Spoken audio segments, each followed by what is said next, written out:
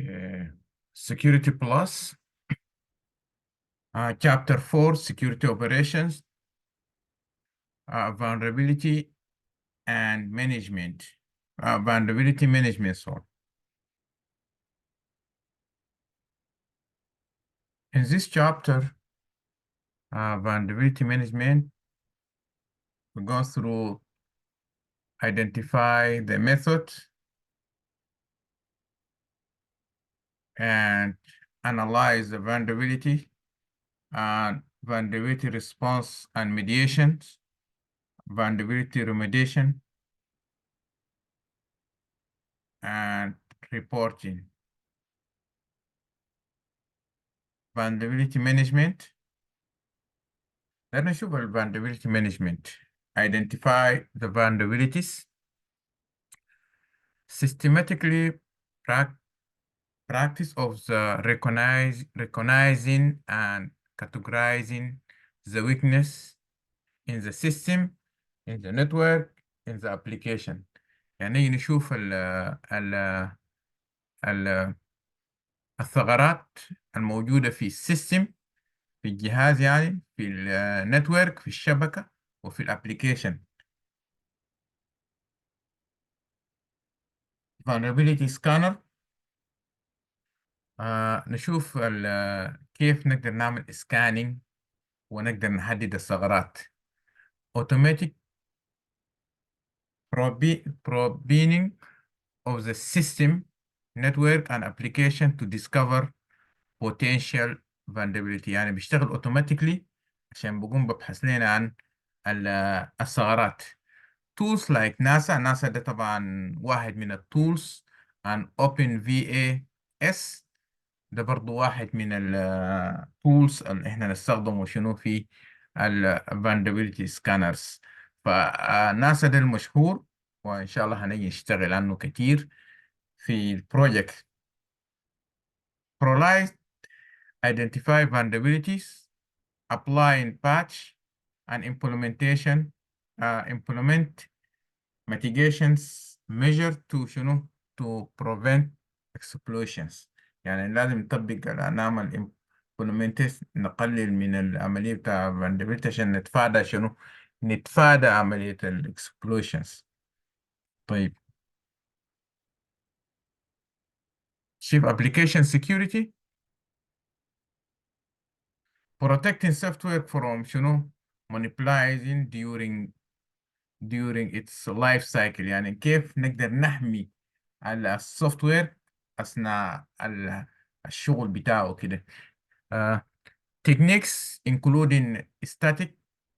التكنيكس اللي احنا نستخدمه statics analyzer ودynamic، وعندنا شنو، عندنا package and monitoring for customer software applications.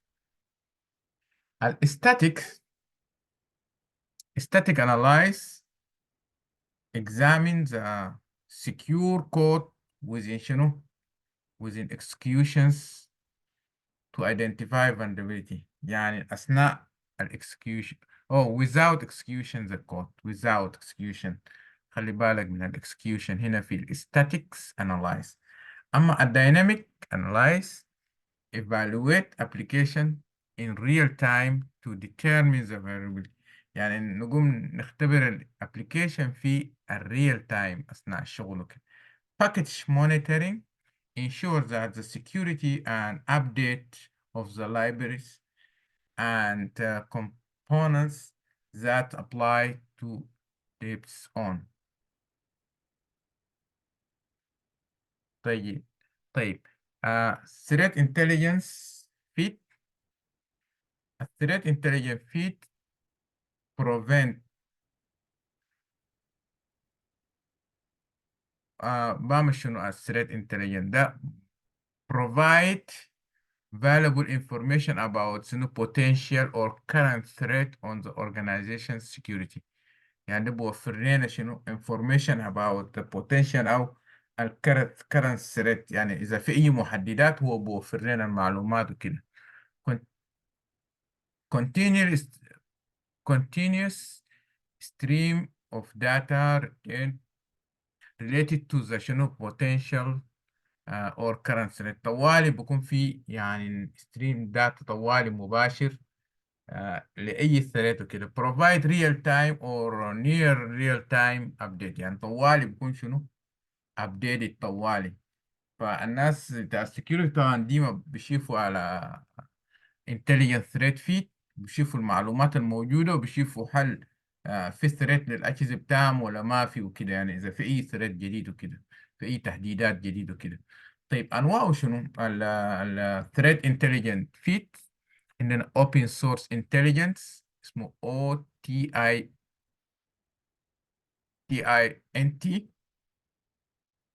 لازم طبعا ده يتحفظ هنا، لأنه open source لما يقولوا open source معناه شنو؟ موفر in public. أي حاجة لما يكون open source معناه متوفر in public. آه collect collected from the publicly available source like شنو؟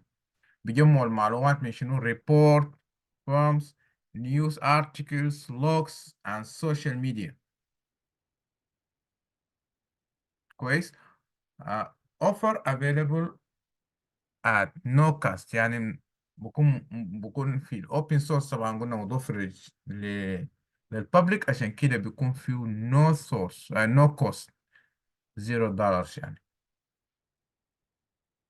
example including feed from شنو؟ from alter align values open thread exchange. ده كل example بالنسبة له. اوكي. فأهم حاجة في ده إنه هو موفر in the public، وبكون بنو كوست، وبكون المعلومات بكون في الريبورت أو الفورم أو نيوز أرتيكل أو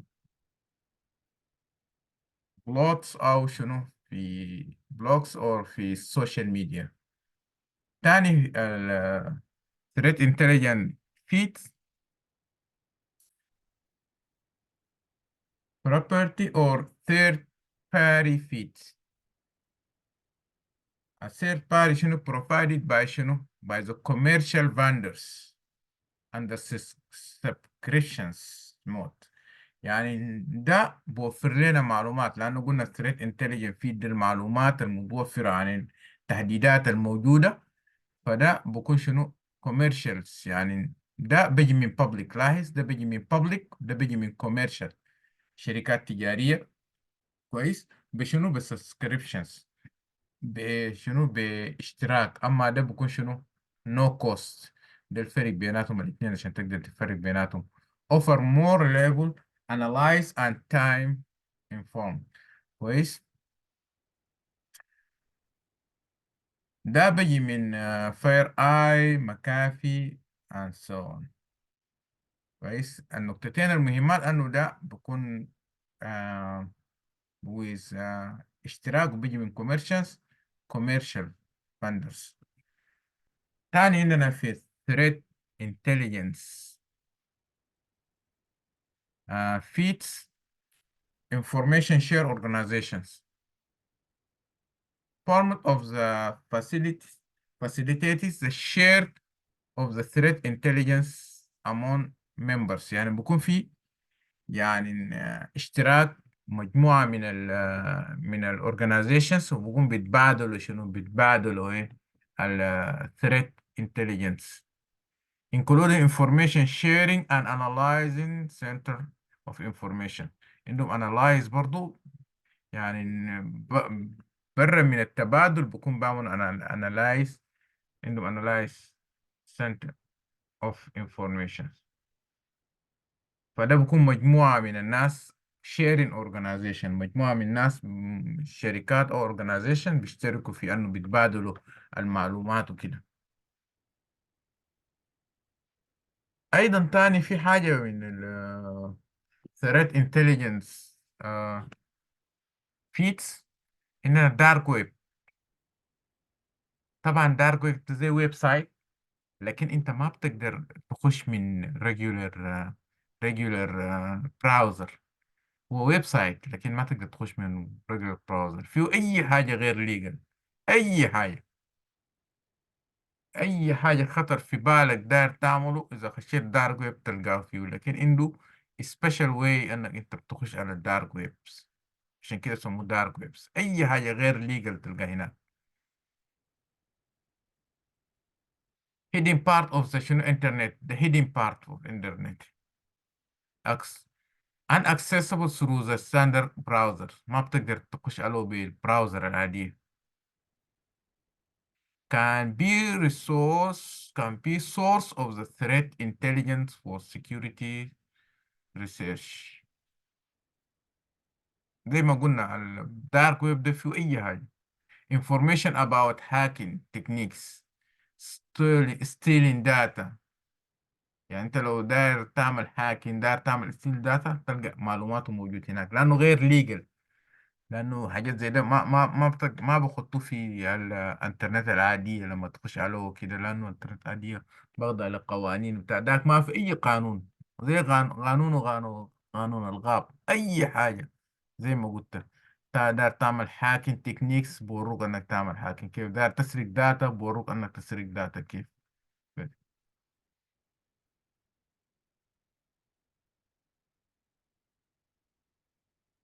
اوكي، دارك ويب اولتو واحد من الانتليجنت تكنيكس.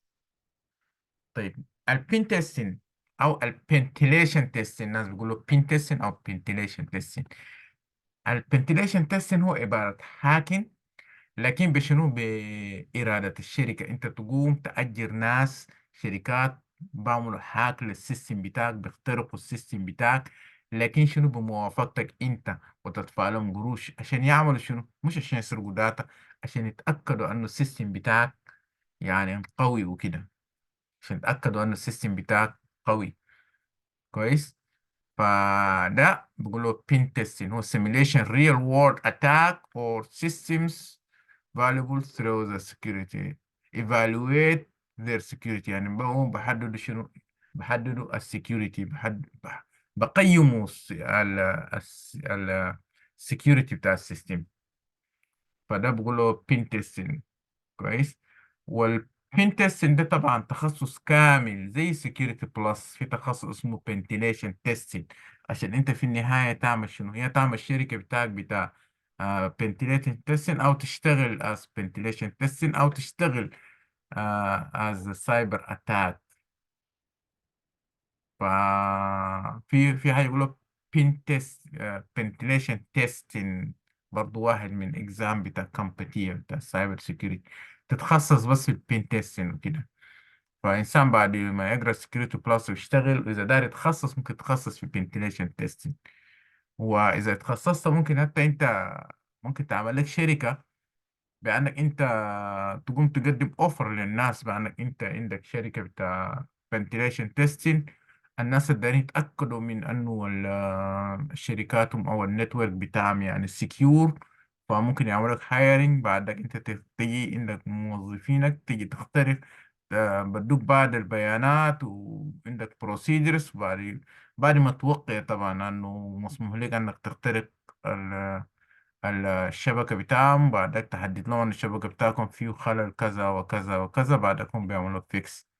لأنه الاختراق هو جريمة في حد ذاته. أنت لو اخترقت أي حاجة من غير علم صاحب المكان أو غير بيرميشن بتاعه، جريمة طبعا.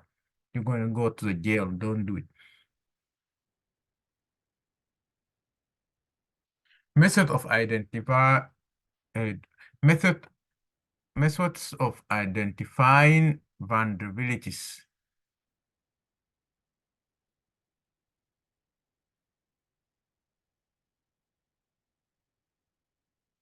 System and process audit. Comprehensive review of information system security and policy and procedures. كويس. مراجعة بتاع information system بتاعك، security والقوانين والpolicies والprocedures.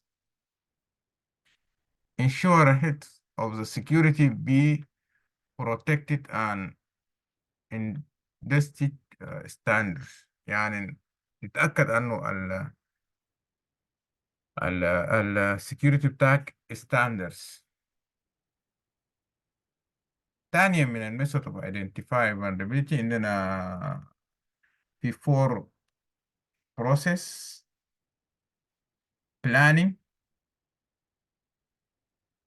establish policies, procedures, and mechanism to systematically attack and evaluate vulnerabilities.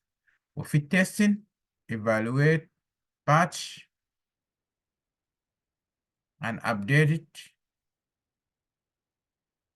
in the collected environment before deploy them across the environment enterprise network. يعني في عملية التستين تعمل evaluate للباتش كويس والابديت شنو في environment before شنو deploy them to the across the entire statement enterprise network. يعني تقوم تعمل له قبل ما تقوم تنزله في السيستم بتاعك you have to شنو تعمل له test: planning, testing, implementation, deploy the patch, and update across devices and applications. كويس. Auditing: ensure that security patch and configuration change has been implemented effectively. فده أربع أشياء: planning، وأولا تجيب ال البوليسيز والبروسيدرز والميكانيزم. ثانيا تقوم تعمل تيست للباتش والابديت before you deploy. ثالثا تقوم تعمل deployment، تعمل implementation، معناه تعمل deployment للباتش والابديت. والثانيا auditing معناه to be sure، يعني تتأكد انه ده مراجعة، طبعا تتأكد انه الباتش والconfiguration change the implementation وeffective يعني. طيب نيجي نشوف analyzing vulnerabilities. طيب vulnerability confirmation determines determines that occur accuracy of the identified potential security weakness. طيب عندنا اتنين: false positive و false negative. ده شيئين دول لازم يعرفهم: what's a false positive and false negative. طيب الفولس بوزيتيف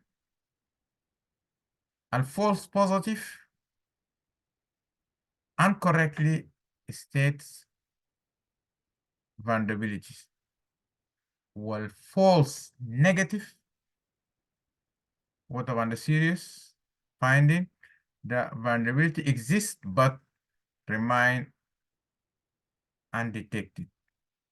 طيب عشان نعرف الحاجة ده، هنا ده يعني صورة سيناريو عشان نقدر نعرف what's the false positive وال false negative. إذا راجل مشى مثلا مستشفى وكان مريض، يعني ده سيناريو يا جماعة، ما تاخدوه على كتير. فالدكتور قال له you are pregnant، راجل طبعا هو، معناه في something is not correct right. معناه شنو incorrect states vulnerability، يعني بطريقة غير صحيحة قام شخص الشخص. هل هو بيكون pregnant؟ no. لكن الدكتور قال هو pregnant، معناه في حاجة something wrong. فده بقوله شنو؟ في ايرور حصل، فده بقوله false positive. الدكتور غلط false right، لأنه مستحيل يكون الكلام ده طبعا. فالدكتور غلط هنا false. لكن positive ما في أضرار، صح؟ ما في أضرار، ممكن يكون ضرر نفسي بس، لكن ما في ضرر بالنسبة للشخص. طيب نيجي نشوف الفولس نيجاتيف. لاحظ الصورة ده والمرأة ده سبرينجر رايت من الصورة.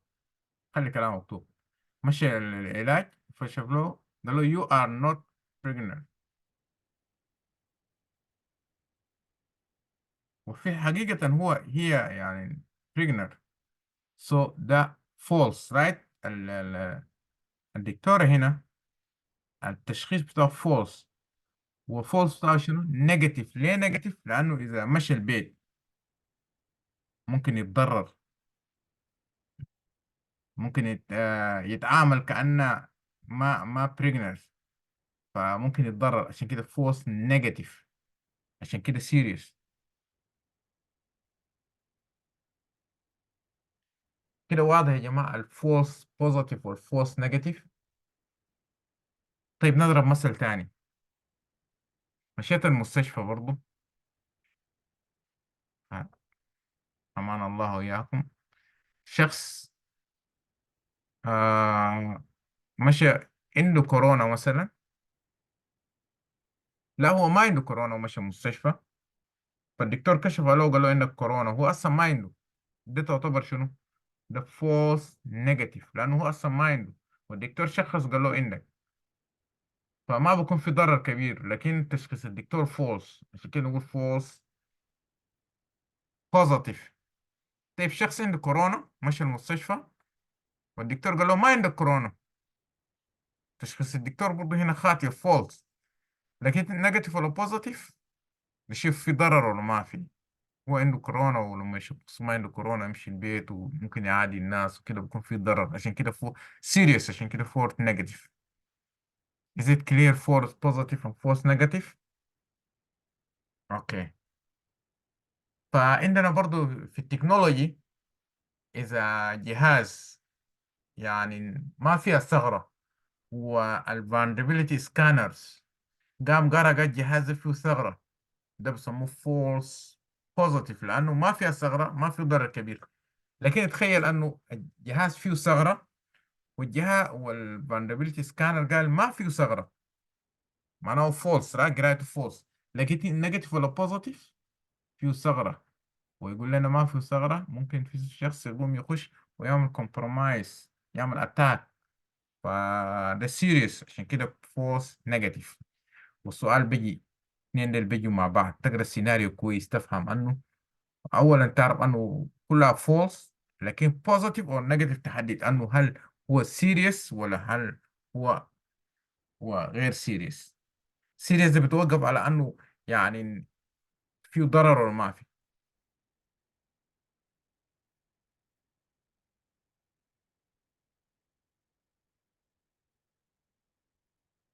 طيب paralyzing vulnerabilities.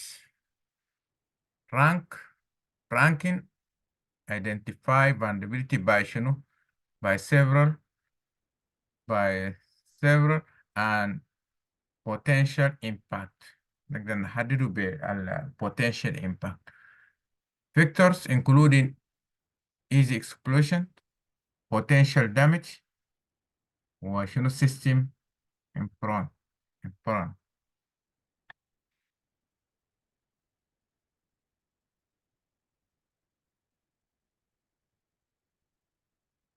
easy explosions، potential damage، system importance.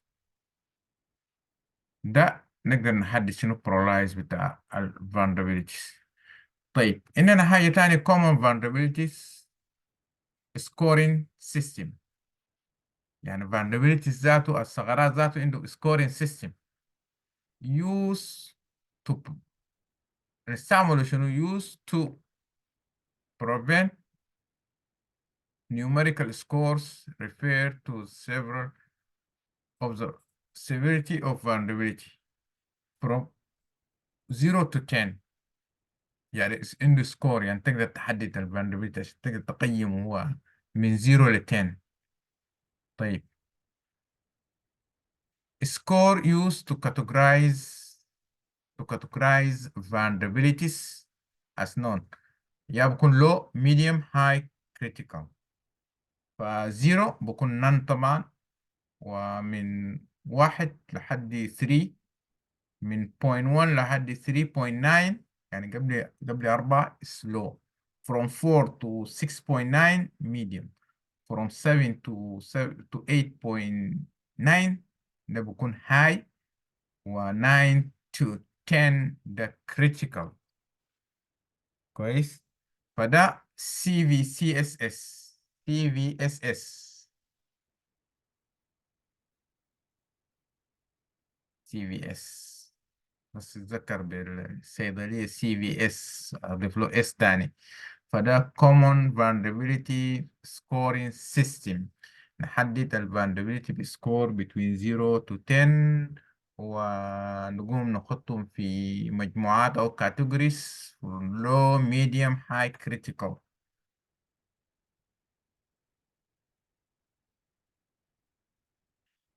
Classify vulnerability.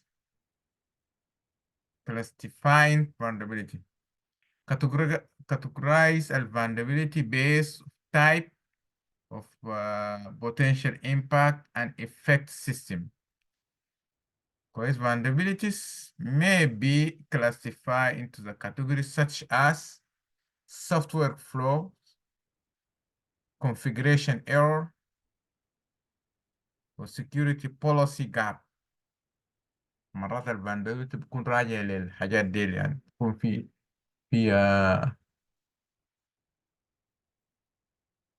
طيب ممكن يكون راجع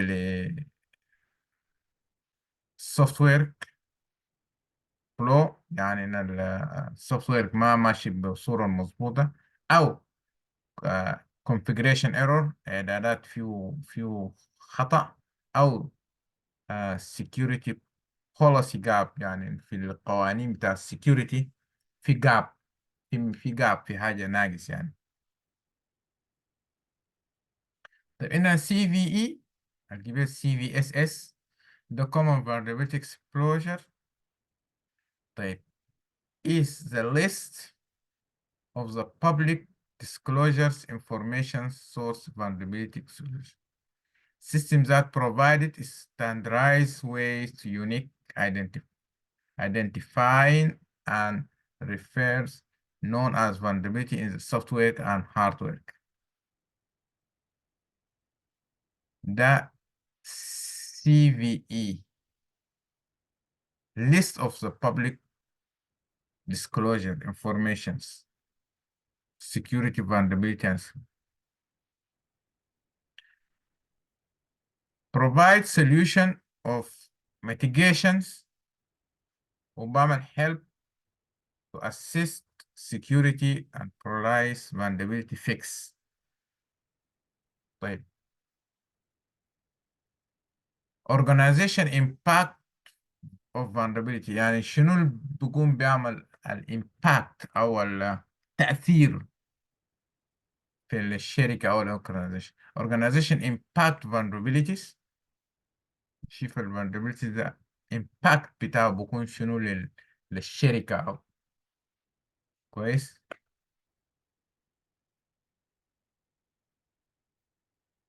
assistance potential impact on شنو confidential integrity availability. ده طبعا السايبر سكيورتي الفولنربيلتي بيكون فيه الثلاثة حاجات: confidential السرية، والانتجريتي التوثيق، والافيلابيلتي الوفرة. طيب impact بيكون في شنو؟ reputations، السمعة بتاع الشركة، مش كده؟ business continuity، استمرارية بتاع البيزنس بتاع العمل. regulator fine، يعني ممكن يكون فيه فاين معناه غرامة. كاستمر تريس، صيغة بتاع الزباين. ديل كله ممكن يكون شنو؟ امباكت، التأثير ممكن يكون في الشركة، في الحاجات دي، سمعة الشركة واستمرارية بتاع البيزنس. وممكن يكون فيه فاين، ممكن يكون فيه شنو؟ كاستمر تريس. Exclusion factor the percentage of asset damage. يعني إذا عندك asset بتاع الشركة، طبعا ممكن يكون داتا تقدر تحدده البيرسنتج بتاعه، فده بيسموه exclusion factor EF. ممكن يكون 10%، 20%، 60%. Help to understand potential loss due to the vulnerability explosion. بخليك تقدر تحدد اللوس. طيب risk tolerance. And the risk tolerance, the level of the risk an organization is willing to accept. الريسك tolerance معناته التسامح، مش كده؟ طيب ده نشوف الليفل على ياتو الليفل، انه اذا في ريسك انا نقدر شنو، نقدر الشركه يقدر شنو، يقدر يقبله يعني. اذا بقى اكتر منه ما بتقدر تقبله. اذا في ريسك بسيط الشركه ممكن يقبله.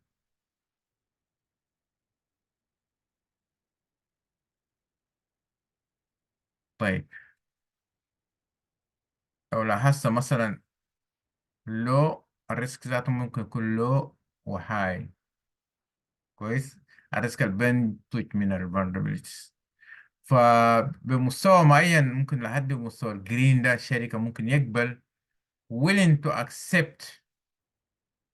لكن لو مشى أكتر ممكن الشركة ما يقبل. فده بيسموه المسافة من هنا هنا بيسموه شنو؟ ريكس تولرانس، المسموح به يعني، المخاطر المسموح بها. طيب vulnerability response and remediation.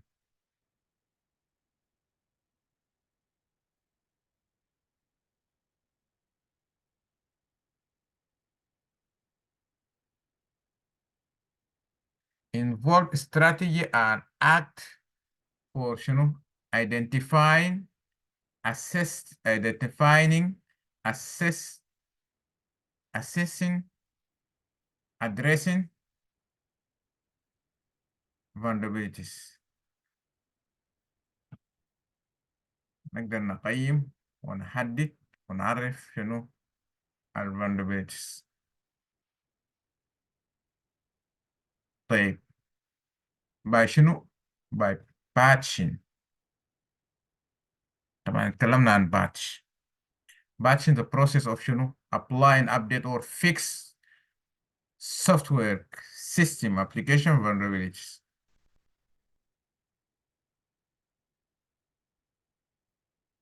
طبعا قلنا الباتش released by شنو؟ by software vendors.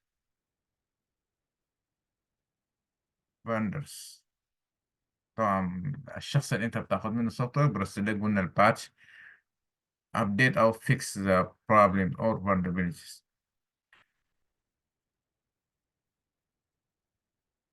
فده احنا كيف نعمل response للvulnerabilities، نعمل patching. اذا عرفنا عن vulnerabilities اولا نعمل patch. end users must update their software to apply secure patch. end user طبعا الهوست او الشخص اخر زول في الشبكه، قلنا بيسموه end user. ثانيا insurance policy procedures, cyber security insurance policy as a risk management strategy. عشان نعمل ريسبونس لازم يكون شنو؟ insurance policy للسايبر سيكيورتي insurance policy.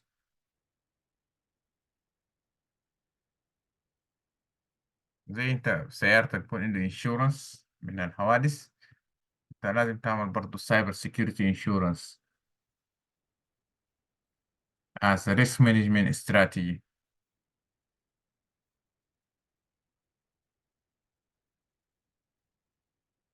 ده بعمل شنو السايبر سيكيورتي insurance ده؟ بعمل mitigate the financial loss result for the cyber incidents that a broken network outing business interrupting. يعني لو حصل أي incidents من الداتا بريتش or network outage قطع النتورك or a business interruption الانشورنس هنا بيغطي لك.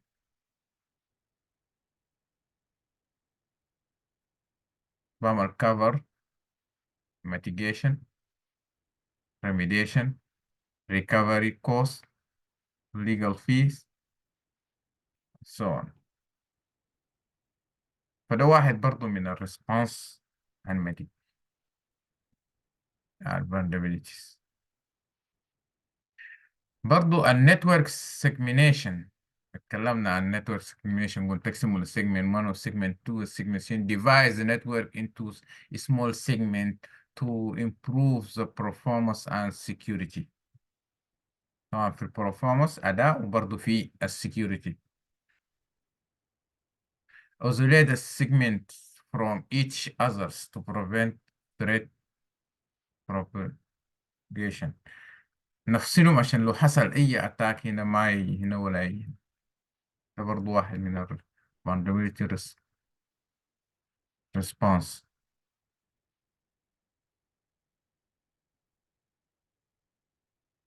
compensation control ده بشنو alternative security measures when the standards contacts cannot be effectively implemented. إذا عندنا standards بتاعنا ما بنقدر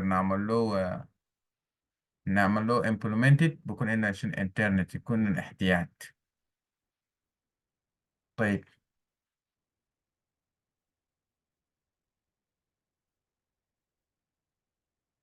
exception and exemption. exception طبعا أي زول بكون exception except this one. exemption منشن بقول لك عنده tax exemption إذا أنت عندك منظمة غير ربحية or non-profit organization تمشي تقدم بدوك tax exemption. exemption معناه إعفاء و exception معناه حالة خاصة مش كده exception. طيب الفرق استثناء. بيناتهم وذا استثناء exception. استثناء. استثناء والتاني إعفاء مش كده، التاني إعفاء والتاني استثناء. temporary acts by passing security control or policies for the potential business need with an understanding associated risk. طيب هنا بقول لك شنو temporary، انت تعمل pass للسكيورتي، يعني تعمل passing للسكيورتي لكن temporary for شنو operating business، يعني عشان في حاجات البيزنس need to do it لكن السكيورتي ما بيخليك تعمله، فانت تكون تعمل pass للسكيورتي ده exception لكن temporary. كويس. مثلا انت داير عندك برنامج حسابات مثلا accounting program you need to install in your computer، داير توصله في داير تعمل له install in الكمبيوتر بتاعك. لما تيجي داير تنزله ما بيمشي معاك لانه الفاير وول عمل بلوك، الفاير وول عمل بلوك. فهنا temporary تقوم تعمل disable للفاير وول. لما تعمل disable ما انت عملت bypassing security. كويس، انت هنا بكون عملت bypassing للسكيورتي. ففي الحالة ده بيسموه شنو exception.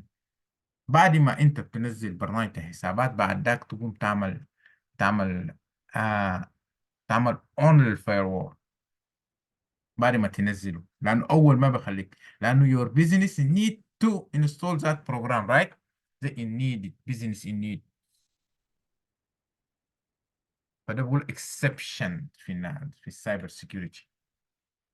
اما exemption it's permanent waive of the security control or policy due to specific reasons affect the legal system. طيب نفس الحكاية إذا كان الفاير وول ده، البرنامج الحسابات ده، أصلا الفاير وول لو شغال البرنامج ده ما بيشتغل خالص، يعني تعمل شنو؟ تعمل exemption، تقفله نهائي، نهائي permanent. أما الأول exception. واضح؟ إذا جه سؤال بيجي الاثنين ده مع بعض، لكن تفرق أنه واحد temporary وواحد شنو؟ permanent. اللون الأخضر ده بديك الميزة لأنك أنت بتقدر تفرقهم بين الاثنين. لو عرفت المثل اللي أنا ضربته، المثال اللي ضربته ده واضح جدا.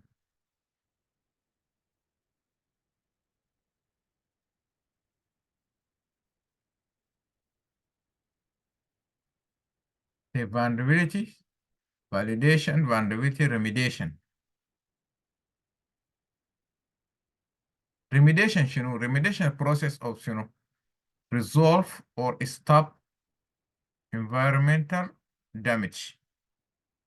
The remediation involve installing patch, reconfigure device or other actions.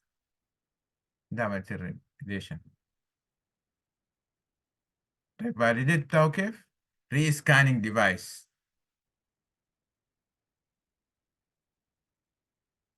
طبعا احنا نتكلم عن vulnerability scanner، نعمل re-scanning للديفايس. ثانيا audit device auditing. auditing بيشمل ال configuration auditing وفي ال patch auditing. configuration اعدادات، والباتش شنو قلنا؟ البرنامج الابديت او الفيكس بتاع السوفت وير. validation device final steps of validation remediation. طيب vulnerabilities reporting. بعد ما احنا عملنا الكلام ده كله، اتكلمنا عن vulnerability وكيف نعمله و في النهاية احنا نحتاج لشنو؟ نحتاج لريبورت عشان نعمل اكشن. ف vulnerability reporting process of documenting and communicate communicating security weakness in the software or system, individuals and organizations response for the addressing the issues. بعد ما نطلع الريبورت كويس بعد بتاع الويكنس،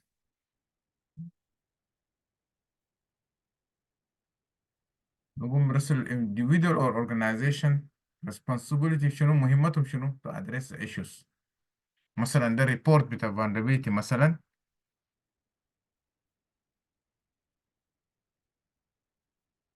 إننا في مجموعة من ال قلنا شنو؟ قلنا نقدر نحدد ال vulnerabilities إننا 7 high مثلا و 5 critical وكده. فإحنا الأرقام ده في النهاية لازم نعمل أكشن.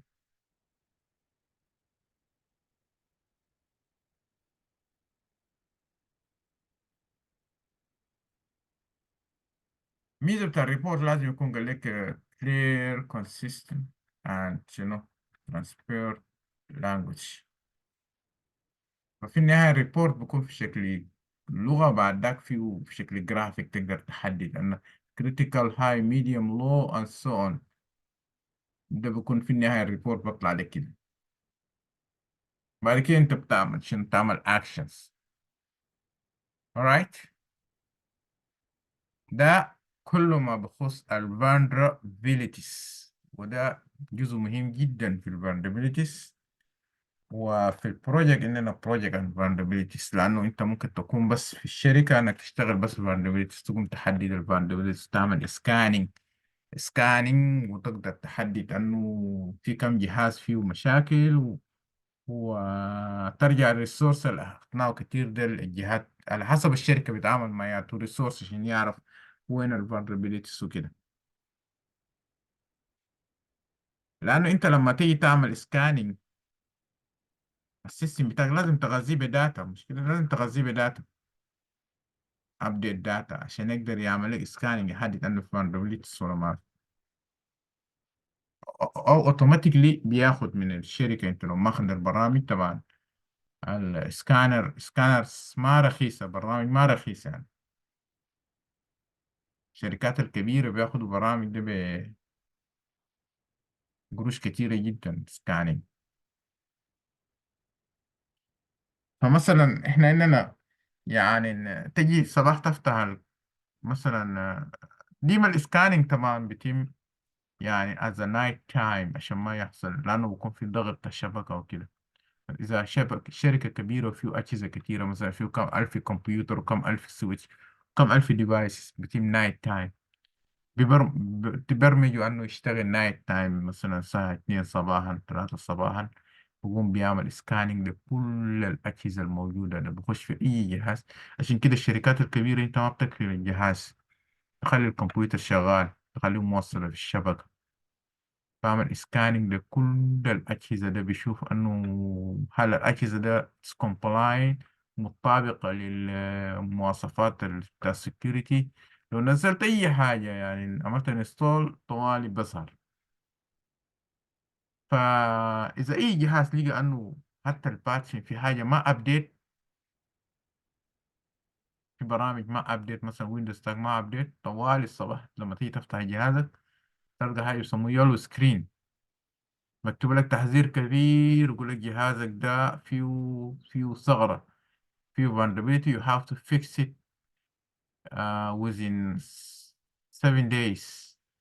ده إذا كان الثغرة يعني low.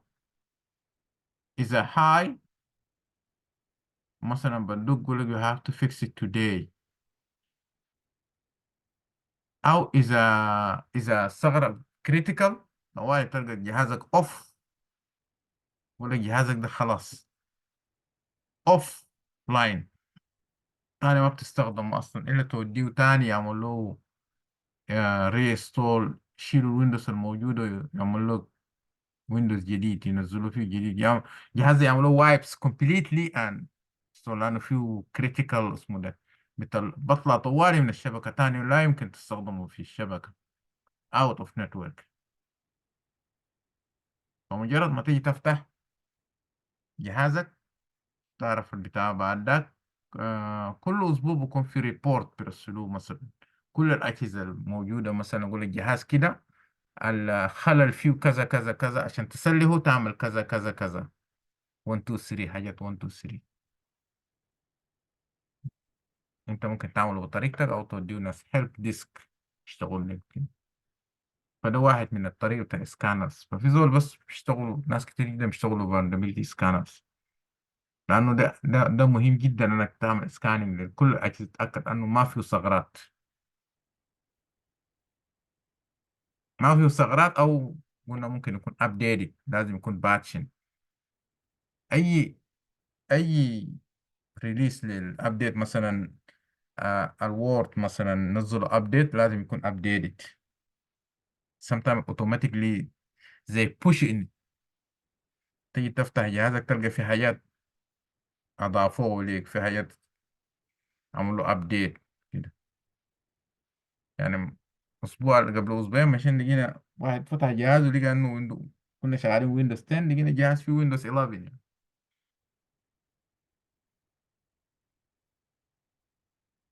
زي بوش دير كمان ناس الكلاود كومبيوتنج بيشتغلوا الحاجات دي، يعني بيكونوا بيعملوا بوش للسوفت وير الجديد وكده. alright okay. so ليه اليوم غياب؟ يعني ما اعرف what's going on.